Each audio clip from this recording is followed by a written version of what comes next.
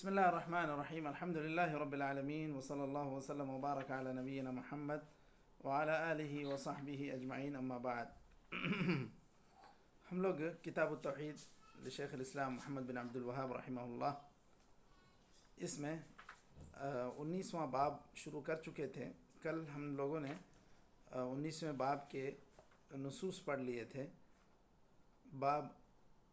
الباب التاسع عشر باب ما جاء من التغلیظ في من عبد الله عند قبر رجل صالح فكيف اذا عبده. یہ 19ویں باب کے نصوص ہم لوگوں نے پڑھ لیے تھے. اب اس کے مسائل ہم لوگوں کو پڑھنا ہے، تو مسائل شروع کریں.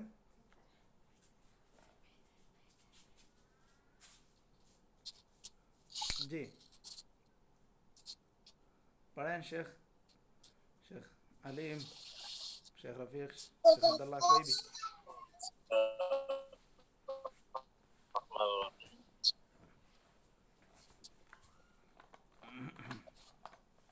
دقیقہ انشاءاللہ.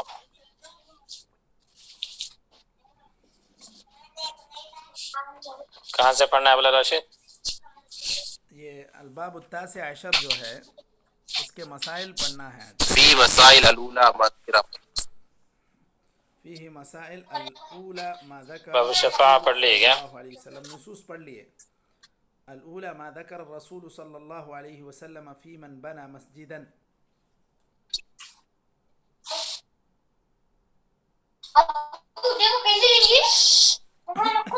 خلاص خاموش شاید.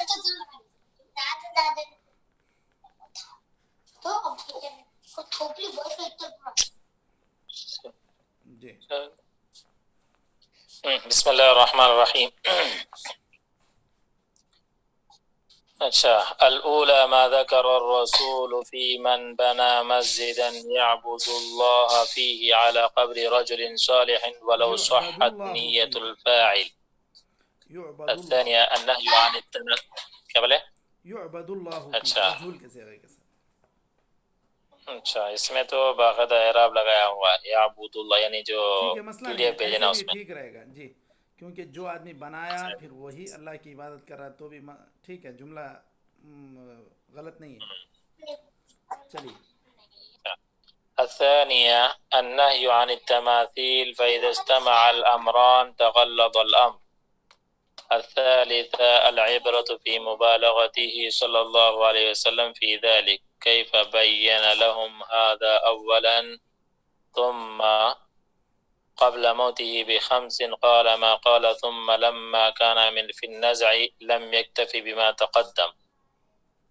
الرابعة نهيه عن فعله عند قبره قبل أن يوجد القبر. الخامسة أنه من سنن اليهود والنصارى في قبور أنبيائهم.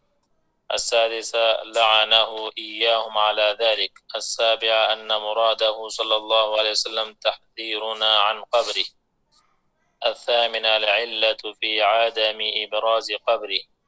التاسعة في معنى اتخاذها مسجدا. العاشر أنه قارن بين من اتخذها مسجدا وبين من تقوم عليه الساعة فذكر الذريعة إلى الشرك قبل وقوعه مع خاتمته.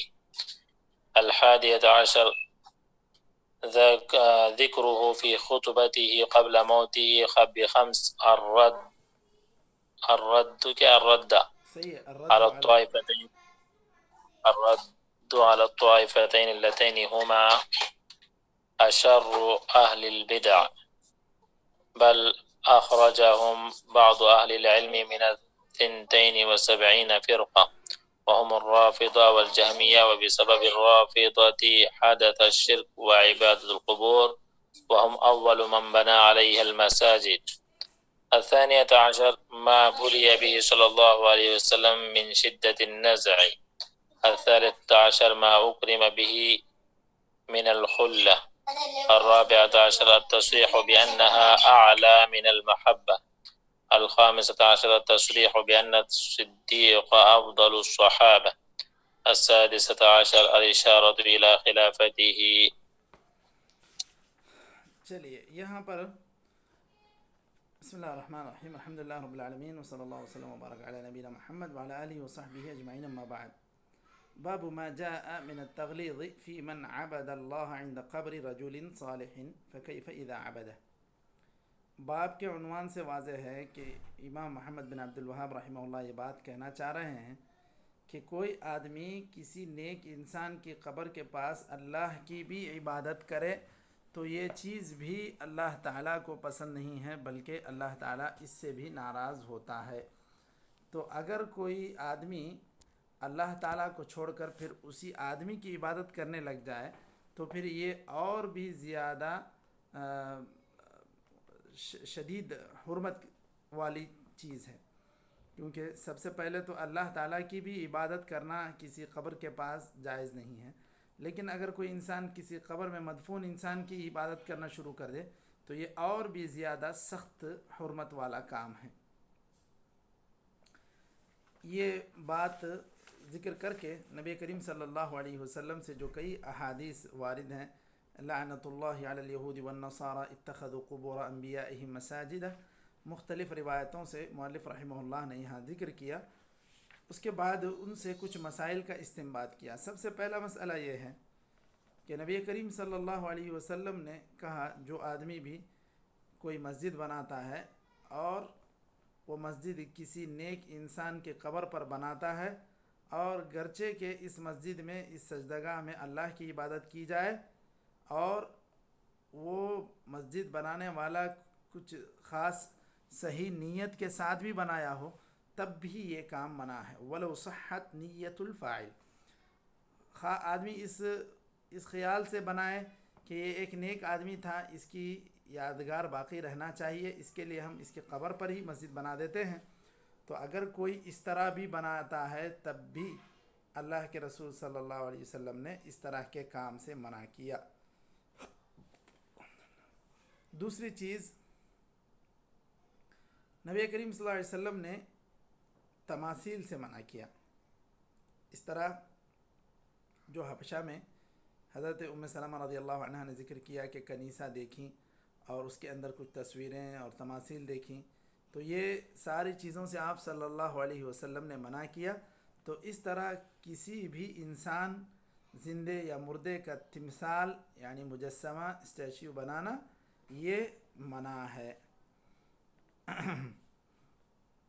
اگر دونوں ہی کام ہو جائیں، اسٹیچو بھی بنایا گیا اور اس طرح اس انسان کی قبر پر سجدگاہ بھی مسجد بھی بنا دی گئی تو یہ اور بھی سخت عمل ہے، یہی سخت حرمت والا کام ہے۔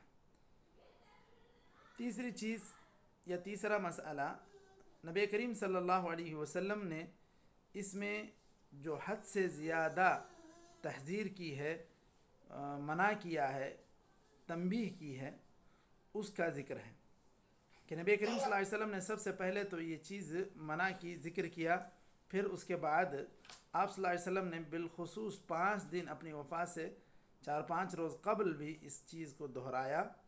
پھر آپ صلی اللہ علیہ وسلم نے کہا لعن اللہ الیہود والنصارى اتخذوا قبور انبیائہم مساجد۔ پھر جب آپ صلی اللہ علیہ وسلم کے نزع کا عالم تھا تو اس وقت آپ صلی اللہ علیہ وسلم نے منع کیا، کہا کہ دیکھو لوگوں نے اس سے پہلے قبروں کو، انبیاء کے قبروں کو سجدگاہ بنا لیا، الا فلا تتخذوا القبور مساجد انی انہاکم عن ذلک، قبروں کو تم سجدگاہ نہ بنانا، میں اس سے تمہیں منع کرتا ہوں۔ یہ آپ صلی اللہ علیہ وسلم نے خاص طور پر نزع کے عالم میں، سکرات کے عالم میں یہ بات کہی ہے۔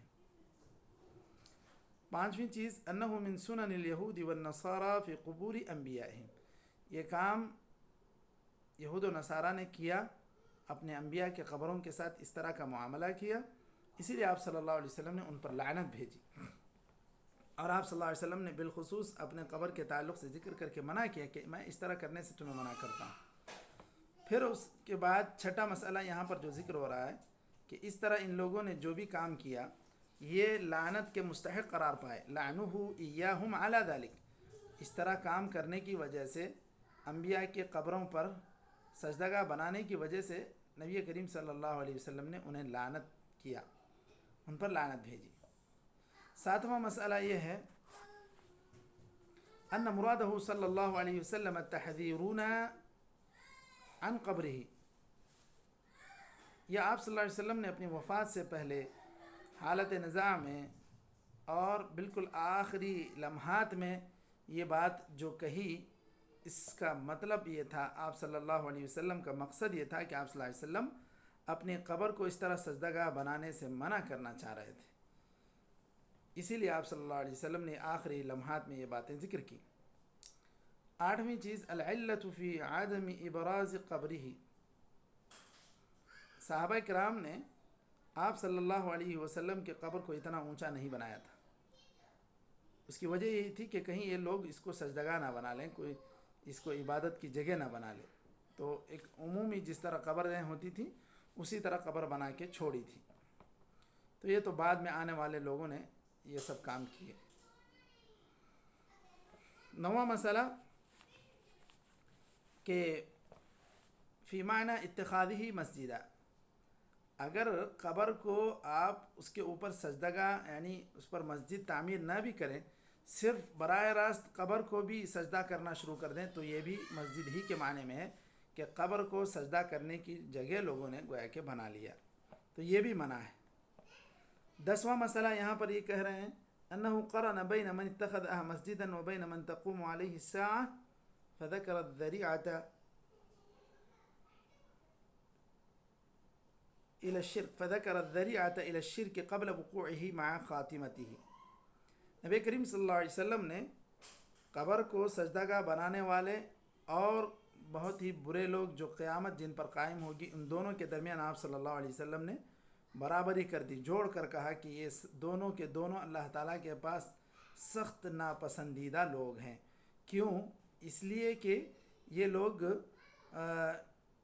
شرک کو برپا کرنے اور شرک کو پھیلانے کا ذریعہ بن رہے ہیں۔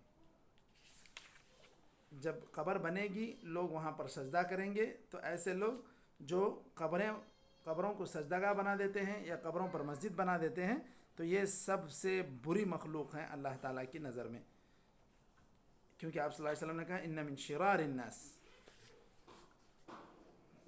11واں مسئلہ ذکرہ فی خطبتہ قبل موتہ ب50، آپ صلی اللہ علیہ وسلم نے اس کا ذکر کیا خاص طور پر، آپ اپنی وفات سے کچھ دن پہلے 5 روز پہلے آپ صلی اللہ علیہ وسلم نے یہ چیزیں ذکر کی اور منع کیا ان ساری باتوں سے، تو یہ بات خاص اہمیت کے ساتھ آپ صلی اللہ علیہ وسلم نے اپنے خطبے میں ذکر کی۔ اب ان دونوں اس حدیث سے یا اس آپ صلی اللہ علیہ وسلم کے اس رد سے جو لعنت وارد ہوئی قبروں کو سجدگاہ بنانے والوں پر، اس سے دو طائفہ جو 2 جماعتیں ہیں یا 2 فرقے ہیں ان پر رد ہوتا ہے، اور یہ سب سے بدترین اہل بدعت میں سے ایک ہے، ایک رافضہ، دوسرا جہمیہ۔ کیوں؟ اس لیے کہ بعض سلف صالحین نے ان کو امت کے جو 72 فرقے کہے ہیں کہ امت میں سے یہ لوگ 72 فرقوں میں بیٹھنے کے باوجود یہ لوگ امت میں ہوں گے، 72 فرقوں کے لوگ بھی ان کو امت میں شمار کیا جائے گا، لیکن بعض فرقوں کو سلف صالحین نے اس سے بھی نکال دیا، فرقوں سے بھی ہٹا دیا۔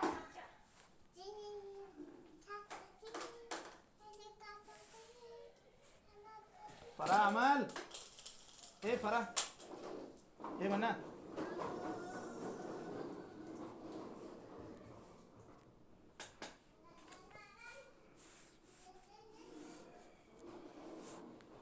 ان 2 فرقوں کو، رافضہ کو یعنی شیعہ کو اور جہمیہ کو، امت کے 72 فرقوں میں سے بھی نکال دیا، کیونکہ ان کی ایسی حرکتیں تھیں، ایسے کام تھے جس کی وجہ سے ان کو 72 فرقوں میں بھی شمار نہیں کیا۔ ان کی وجہ سے یعنی روافض کی وجہ سے، شیعہ کی وجہ سے قبروں کو سجدگاہ بنا لینا یا قبر پر مسجد تعمیر کرنا، یہ چیزیں رواج پائیں اور یہ اس کو برابر انجام دیتے ہیں۔ اسی لیے یہ سلف صالحین کا گویا کہ موقف ہے کہ یہ سب سے سخت بدعت، اہل بدعت میں بھی سب سے برے لوگ ہیں، اور انہی روافظ کی وجہ سے، انہی شیعہ کی وجہ سے یہ قبروں کی پوجا یا قبروں کی عبادت زوروں پر چلتی ہے، اور انہی کی وجہ سے بہت زیادہ رواج پاتی ہے، اور یہی سب سے پہلے لوگ ہیں جنہوں نے قبروں پر سجدگاہ بنا دیا، یعنی مسجدیں تعمیر کر دیں۔ 12واں مسئلہ یہاں یہ مستمت ہو رہا ہے کہ نبی کریم صلی اللہ علیہ وسلم نے آخری جو لمحات گزارے اس میں آپ صلی اللہ علیہ وسلم کو بڑی تکلیف کا سامنا تھا۔ آپ صلی اللہ علیہ وسلم بڑی تکلیف سے گزر رہے تھے۔ کبھی آپ صلی اللہ علیہ وسلم اپنے چہرے پر چادر ڈال لیتے، کبھی اس کو ہٹا دیتے۔ آپ صلی اللہ علیہ وسلم کے بازو پانی تھا ایک برتن میں، تو اس پر کبھی ہاتھ ڈالتے، پھر اس کو کبھی چہرے پر مل لیتے۔ تو یہ آپ صلی اللہ علیہ وسلم کو بڑی تکلیفوں کا سامنا کرنا پڑا آخری لمحات میں۔ 13واں مسئلہ یہ بیان کیا گیا ما اکرم بہ من الخلہ، کہ نبی کریم صلی اللہ علیہ وسلم کو اللہ تعالیٰ نے دوست بنا لیا۔ یہ گویا کہ اللہ تعالیٰ کی طرف سے نبی کریم صلی اللہ علیہ وسلم کی ایک عزت افزائی ہے، تکریم ہے، کیونکہ اللہ تعالیٰ نے حضرت ابراہیم علیہ السلام کے تعلق سے کہا تھا واتخذ اللہ ابراہیم خلیلا، اللہ تعالیٰ نے ابراہیم علیہ السلام کو دوست بنا لیا۔ 14واں مسئلہ التصریح بانها اعلی من المحبہ، ایک عمومی دوستی، ایک محبت جو ہوتی ہے اس سے بڑھ کر یہ مرتبہ ہے خلیل کا۔ 15واں مسئلہ التصریح بان الصدیق رضی اللہ عنہ افضل الصحابہ، نبی کریم صلی اللہ علیہ وسلم نے کہا وَلَوْ كُنْتُ مُتَّخِذًا خَلِيلًا لَاتَّخَذْتُ أَبَا بَكْرٍ خَلِيلًا۔ اس سے پتہ چلتا ہے کہ آپ صلی اللہ علیہ وسلم واضح انداز میں یہ بات کہہ رہے ہیں کہ صحابہ میں اگر کوئی انسان سب سے افضل ہے تو وہ حضرت ابو بکر صدیق رضی اللہ عنہ ہے۔ اور اسی طرح 16ویں بات اس سے یہ معلوم ہوئی کہ نبی کریم صلی اللہ علیہ وسلم کے بعد حضرت ابو بکر کے خلافت کا اس میں اشارہ مل رہا تھا، کیونکہ آپ صلی اللہ علیہ وسلم نے کہا کہ میں اگر کسی کو اپنا دوست بناتا، جگری دوست، تو وہ حضرت ابو بکر ہوتے۔ کئی فضائل میں، کئی احادیث میں آپ صلی اللہ علیہ وسلم نے حضرت ابو بکر کے فضائل گنائے، ان من امن الناس علی فی مالہ واہلہ ابو بکر۔ تو یہ نبی کریم صلی اللہ علیہ وسلم کی طرف سے شہادت رہی حضرت ابو بکر رضی اللہ عنہ کے فضائل پر، اور آخری لمحات میں جب آپ صلی اللہ علیہ وسلم نے یہ بات کہی تو یہ ان کی خلافت کی طرف بھی اشارہ مل رہا ہے۔ تو یہاں اس باب کا 19ویں باب کا اختتام ہوتا ہے۔ پھر اس کے بعد جو آگے باب ہے یہ 20واں باب شروع ہوتا ہے۔ چلیں مشائخ پڑھ لیں گے، اور یا کافی ہے؟ بس ہیلو شباب بھی کوئی بھی نہیں؟